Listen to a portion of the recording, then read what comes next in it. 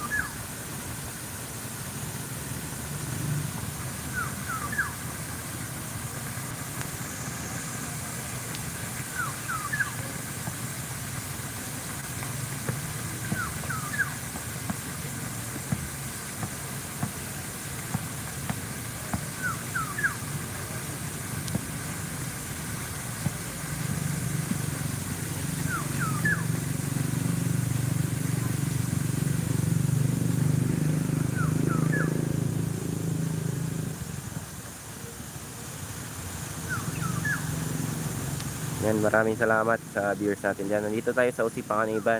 Maraming salamat sa patamsak. Comment na lang po kayo.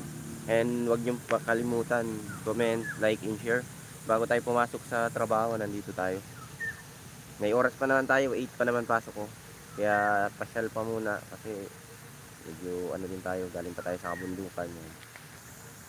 Maraming salamat sa visitors natin dyan. Shoutout sa inyong lahat. Sa Team Makata, shoutout sa inyong lahat. Siguro mga busy pa sila. Hindi rin nga tayo nakakapag-back up sa kanila ngayon kasi busy tayo sa trabaho. Ano pa lang naman, 7. May oras pa tayo.